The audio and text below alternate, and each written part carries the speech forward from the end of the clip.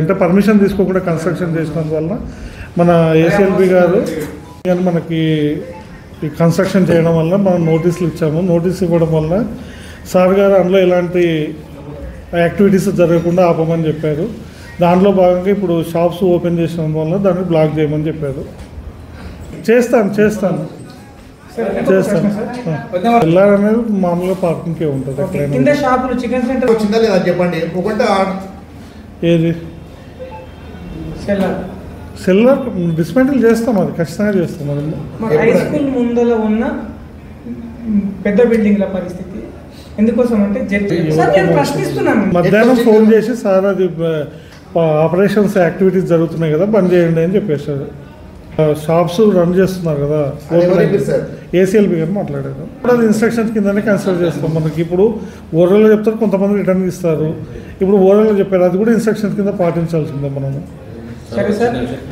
ప్రతి దాని మీద యాక్షన్ తీసుకుంటాం.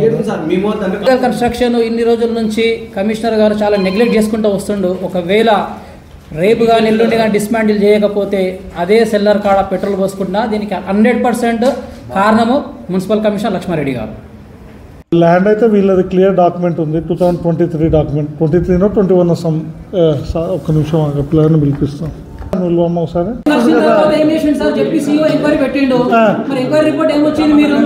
రిపోర్ట్ రాలేదు, ప్లస్ ఈరోజు నాకు ఆయన ఎందుకు ఫోన్ చేసిండు? మరి రిపోర్ట్ రాకపోతే నాకు ఆయన ఫోన్ చేసిండు కదా బాబు. ఇప్పుడు మీరు చెప్పారు, నేను చెప్పాను, అయినా కూడా ఆయన ఫోన్ చేస్తున్నాడు అంటే నేనేం చెప్పాను?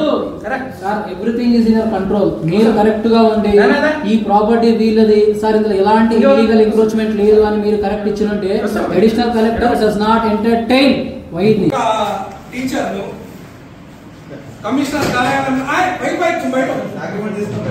బయట కూర్చో. అది నాది వేరే కన్వెన్షన్ బయట ప్లీజ్. నా అన్నవా కదా సహా కలెక్టర్ గారితో సహా నాకు న్యాయం జరగాలి.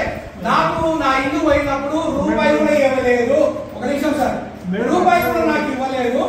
కాంపెన్సేషన్ ఇవ్వకపోగా 33 గజాలకు 33 ఫీట్లు తీసుకున్నప్పుడు ఇది అయిపోయినాక ఎవరు కూడా నాకు ఇవ్వలేదు. నన్ను ఇబ్బంది పెడుతున్నారు, అధికారులు నన్ను ఇబ్బంది పెడుతున్నారు. దయచేసి నాకు నా తమ్ముడు వైద్య లాంటి వాడు, నా తమ్ముడు, అది తప్పేం లేదు. అయినా కూడా ఇబ్బంది పెడుతున్నారు, అధికారులు ఇబ్బంది పెడుతున్నారు. నేనేం మాట్లాడతలేను. అధికారులు నన్ను ఇబ్బంది పెడుతున్నారు.